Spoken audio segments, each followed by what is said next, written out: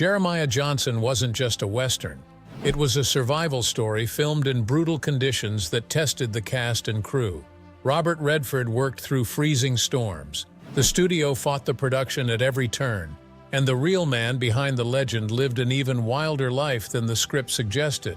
From the grizzly bear attack that almost killed the crew to the director who mortgaged his home just to fund the movie, here are 20 weird facts you didn't know about. 1. Based on a terrifying real figure. The character Jeremiah Johnson in the film is loosely based on the real mountain man, John Liver-Eating Johnson, whose birth name was John Jeremiah Garrison Johnston. He adopted the Johnson surname after deserting the U.S. Navy. Legend holds that his Flathead wife was unalived by Crow warriors, prompting Johnson to wage a brutal vendetta against the Crow. According to folklore, he unalived dozens, some say hundreds, of Crow men, and cut out their livers as a symbolic act of vengeance. But many historians doubt the full cannibalistic aspects of the tale.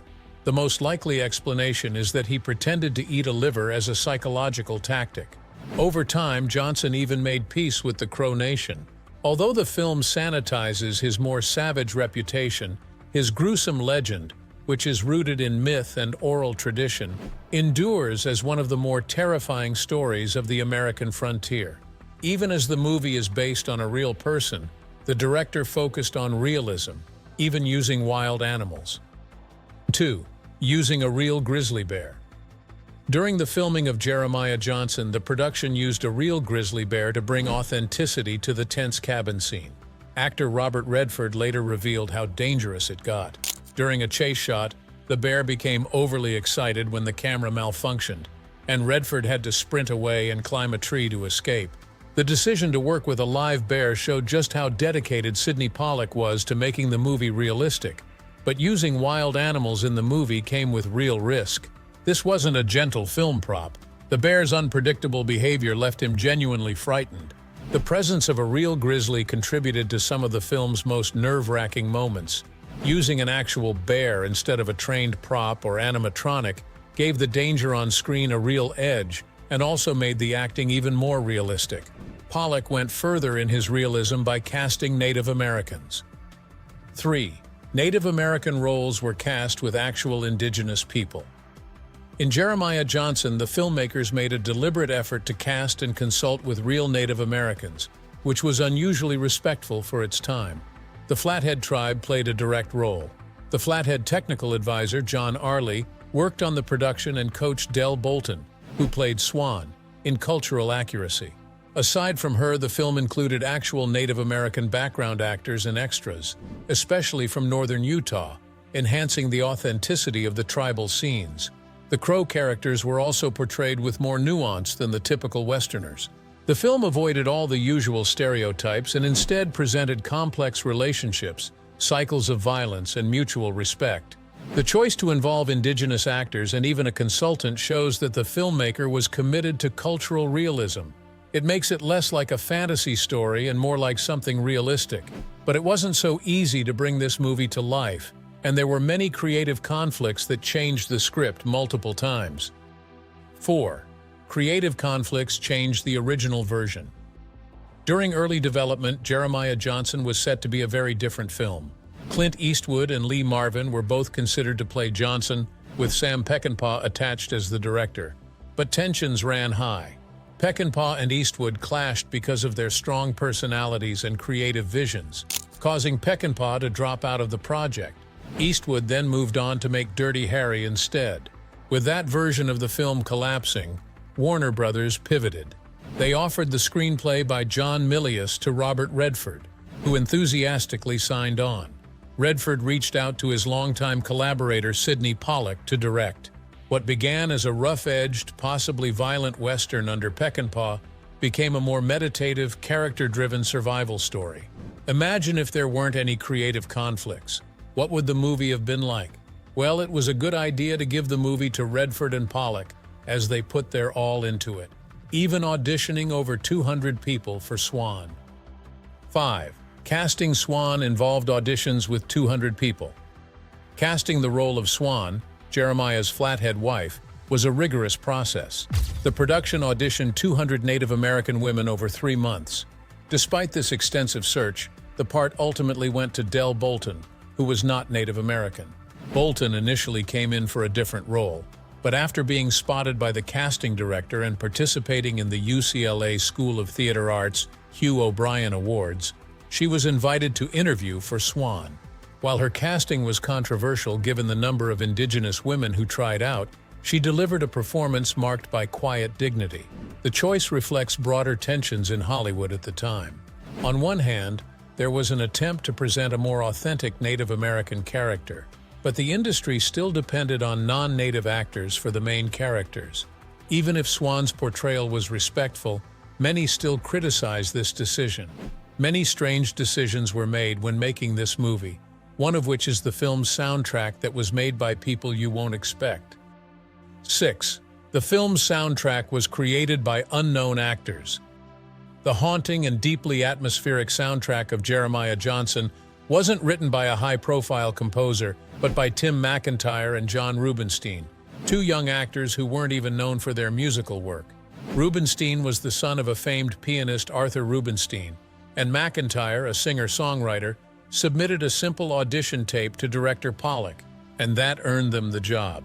Unlike the sweeping orchestral scores common in westerns of that era, the music was more intimate, folk-infused, and natural. McIntyre performed several songs, including the film's main ballad, while Rubinstein provided the more orchestral and symphonic themes.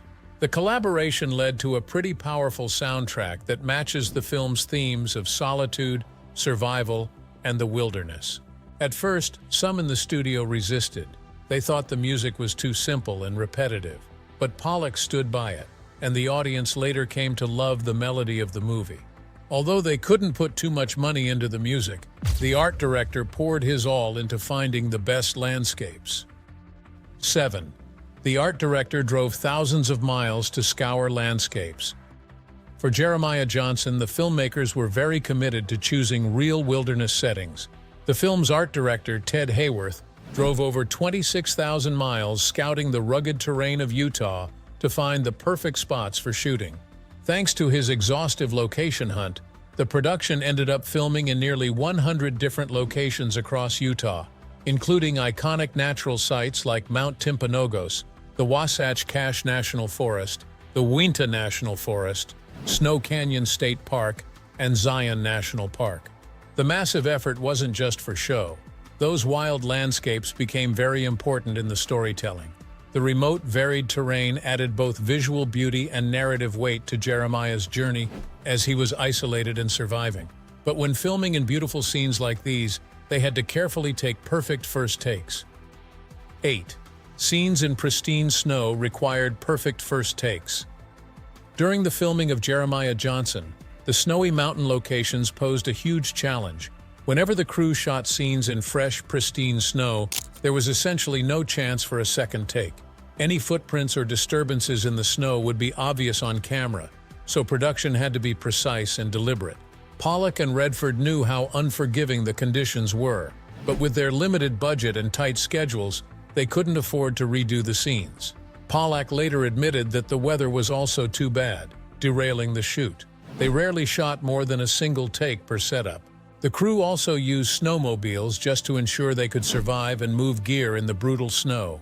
There was a lot of tension, as everyone on set knew that every take had to count, because once the snow was disturbed, there was no going back. Since there was no money on the set, even the director had to mortgage his own home to cover the budget. 9. The director mortgaged his own home to cover the budget. Director Sidney Pollack showed extraordinary personal commitment to Jeremiah Johnson. When the production budget began to spiral, musically because Pollack insisted on shooting on location in remote Utah rather than on backlots, he went so far as to mortgage his own home to cover the shortfall. The financial risk paid off.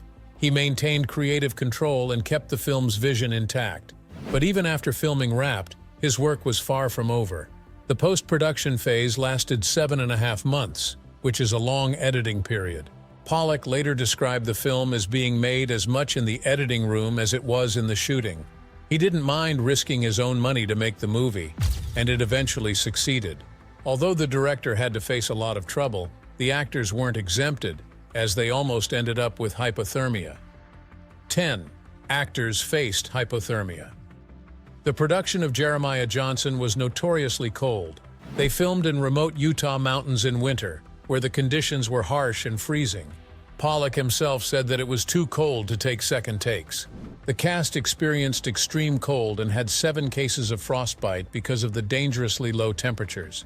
In fact, there was a spiritual moment when Redford was dropped off in a snowy field, lay down in the snow, and waited, possibly risking exposure. Aside from hypothermia, the actors faced other challenges. One of these was Redford, who had broken ribs but didn't tell anyone, and pushed through. 11. Redford had broken ribs. The set of Jeremiah Johnson was already dealing with weather delays and equipment failures. But in the midst of all the chaos, Redford broke 2 ribs during filming and didn't tell anyone for 3 weeks. It happened during a fight scene with a group of Blackfoot warriors. The scene was choreographed carefully but was still physical and dangerous. He felt an elbow to the chest, felt something crack, but finished the scene. Instead of telling the director, he walked off set and wrapped it tight. Every morning he popped painkillers between takes and kept moving. Despite the pain and cold, he knew that the movie was already behind schedule and over budget, so he pushed through till the end. Redford and Pollack were 2 people that continued to push through to make Jeremiah Johnson, sometimes fighting the studio when needed. 12. Redford and the director fought the studio. Redford and Pollack repeatedly clashed with Warner Brothers over how Jeremiah Johnson should be made. At the heart of their fight was a battle for artistic integrity. Pollack and Redford pushed for long stretches of silence in the filming, as they believed that Jeremiah's isolation and transformation needed to be felt rather than explained. On the other hand, the studio worried that the minimal dialogue would alienate audiences.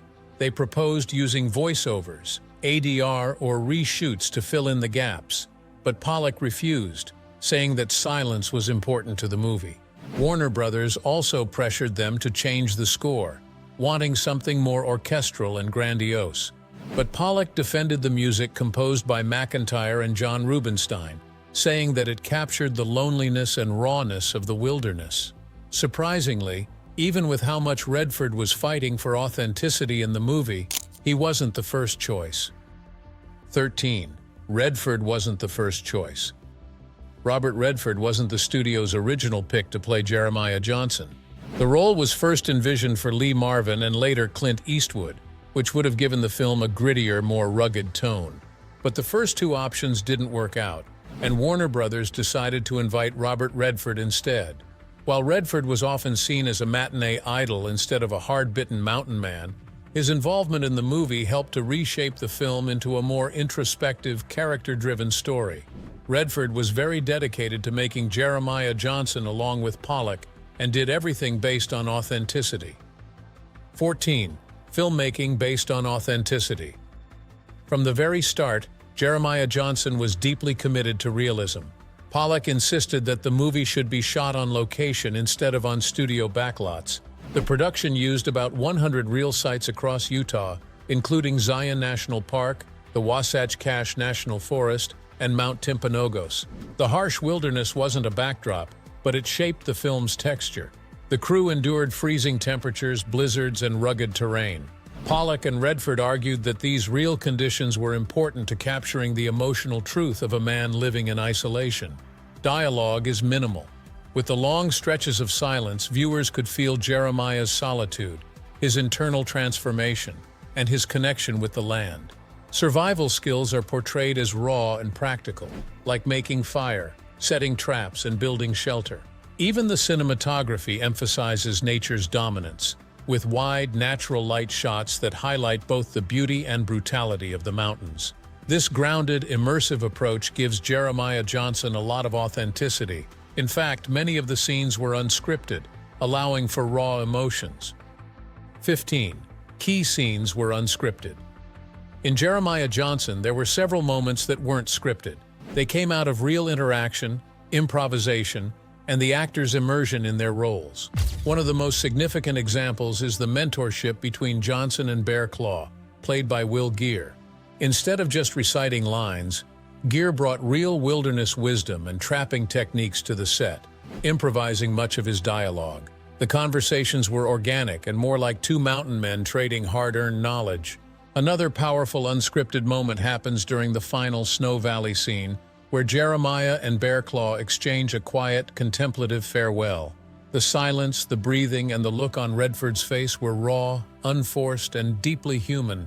And perhaps the most heartbreaking was the scene in which Jeremiah returns to his cabin and discovers his family has been killed. This captured genuine grief.